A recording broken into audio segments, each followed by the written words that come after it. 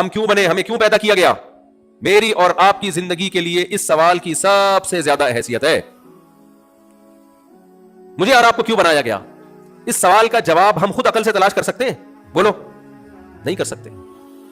ہمیں کیا پتا بھائی, ہم تو جب پیدا ہوئے تو ایک عدد اماں ملی, ایک عدد ابا ملے, پھر ہم اسکول میں گئے, وہاں ہم پڑھنے لگے اور میٹرک کیا, انٹر کیا. اپنے جیسے لوگ تھے, وہ تو خود بنے ہوئے, وہ ہمیں کیا بتائیں گے؟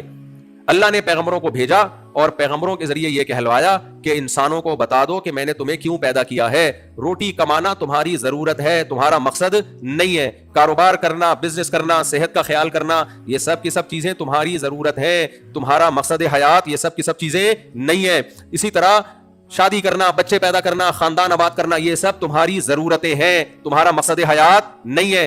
مقصد حیات کیا ہے, یہاں انسانی عقل خود بخود نہیں پہنچ سکتی.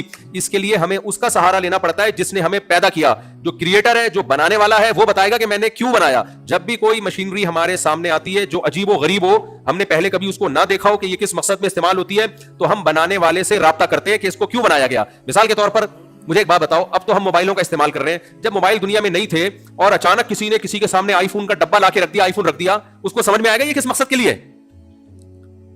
اسے کہا جائے کہ اپنی عقل استعمال کر کے غور کرو یہ کیوں ہے, وہ کبھی بھی قیامت تک پہنچ نہیں سکتا. وہ کبھی اس کو پاپا سمجھ کے چائے میں ڈبو کے کھانے کی کوشش کرے گا, یار دیکھتا ہوں کیا ہے یہ, کبھی یعنی وہ زندگی برباد کر دے گا, اس کو سمجھ میں نہیں آئے گا کہ اس کو بنانے والے نے بنایا کیوں ہے. وہ سمجھے گا شاید یہ لوہے کا پتھر ہے, لڑائی اور پھڈے میں کام آئے گا, وہ اس میں استعمال کرے گا. کبھی دیکھے گا اس کے شیشے میں نظر آ رہا ہے تو سمجھے گا یہ گلاسز ہیں جو صحیح طرح بنے نہیں ہیں, یہ بال سنوارنے کے لیے. جیسے میں ابھی اپنی پگڑی صحیح کر رہا تھا, اکثر صحیح کرتا ہوں موبائل کے شیشے میں, کچھ نہیں ہوتا نا تو موبائل نکالتا ہوں, دیکھتا ہوں ہاں بھائی پگڑی سائڈ بندی ہوئی ہے, مجھے نہیں پتا بندی ہوئی ہے کہ نہیں بندی ہوئی. بہرحال کتنی کنفیوژن ہوگی بھائی. ٹائم بچانے کا سب سے بہترین راستہ یہ ہے کہ موبائل کمپنی یا جنہوں نے بنایا, جس نے دکان سے خریدا, وہاں جا کے پوچھ لو یار یہ کیوں بیچ رہے ہو اس کو, بیٹھ مسئلہ 2 منٹ میں حل ہو جائے گا کہ نہیں ہو جائے گا. لیکن آپ نے کہا نہیں, میں اندھا مقلد نہیں ہوں. سائنسدان جو یہ کہہ رہے ہیں کہ موبائل یہ کال کرنے کے لیے ہے, میں سائنسدانوں کی بات پر ایمان کیوں لے کر آؤں؟ تو لوگ کیا کہیں گے, بھائی جس کمپنی نے بنایا ہے اس سے بہتر تو جانتا ہے, تیرے پاس علم اس سے زیادہ ہے. دنیا میں جب بھی کسی چیز کا مقصد پوچھا جاتا ہے تو جس نے بنایا ہے اس سے بہتر کوئی مقصد نہیں جانتا. آپ اس پیمپر کو نا جو بچوں کے لگے ہوتے ہیں کسی گاؤں دیہات میں لے جائیں, جنہوں نے کبھی پیمپر نہ دیکھا ہو, وہ کبھی بھی نہیں کہیں گے یہ وہ چڈی ہے جو بچوں کے ہگنے موتنے کے لیے ہے. وہ کہیں گے اتنا صاف ستھرا خوشبودار, وہ سمجھیں گے تکیا ہے. کہیں گے 8-10 ایسے اور لے آؤ, ہم تکیے کی جگہ یا بستر کی جگہ اس کو بچھا دیں گے نرم ملائم اور اس پہ سو جائیں گے. تو پیمپر بنانے والی کمپنی بتائے گی بھائی یہ تکیا نہیں ہے. ایسے کتنے واقعات ہیں نا, لوگ کیا چیز کو کیا سمجھ کے استعمال کرتے رہے.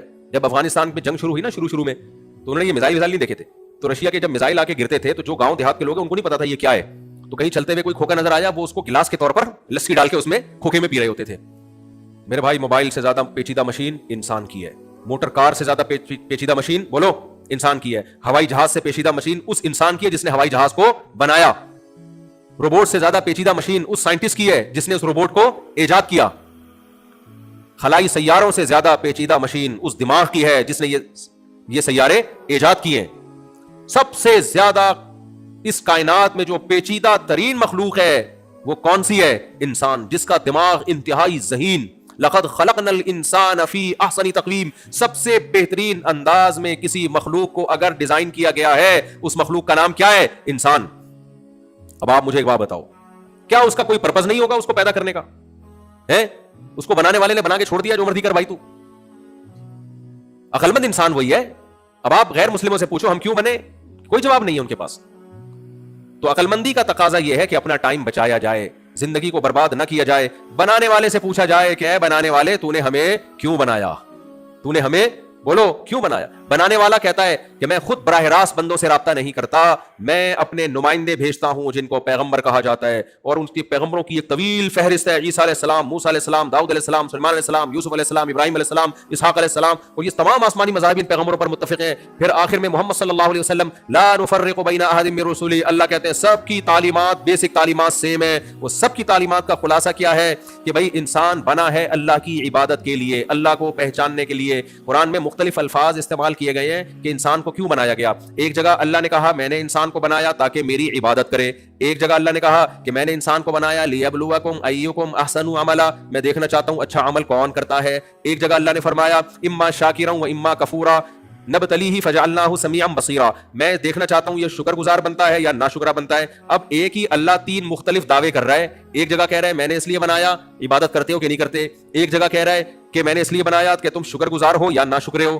پھر دوسری جگہ کہہ رہا ہے میں نے اس لیے بنایا، میں دیکھنا چاہتا ہوں اچھا عمل کرتے ہو یا برا عمل کرتے ہو. اب یا تو یہ اشکال ہے اللہ تو خود ایک دعوے پہ ٹکتا ہی نہیں ہے، ایک دعویٰ کر نہیں رہا. کبھی کہہ رہا ہے عبادت کے لیے بنایا، کبھی کہہ رہا ہے یہ دیکھنے کے لیے بنایا کون اچھا کون برا، کبھی کہہ رہا ہے یہ دیکھنے کے لیے بنایا کون شکر گزار کون ناشکرا. تو ایک بات بتا تاکہ ہم اس کو فالو کریں. تو اللہ کی طرف سے ایسا تضاد ہو سکتا ہے اللہ کے بیان میں؟ بولتے کیوں نہیں ہو بھائی بات یہی ہے کہ اصل میں ایک ہی مقصد ہے، اس کو تین مختلف الفاظ سے اللہ نے بیان کر دیا. کیا خیال ہے بھائی؟ اور تین مختلف سینٹینس سے اس لیے بیان کیا کہ کسی سینٹینس کا کوئی غلط مطلب نہ نکال لینا.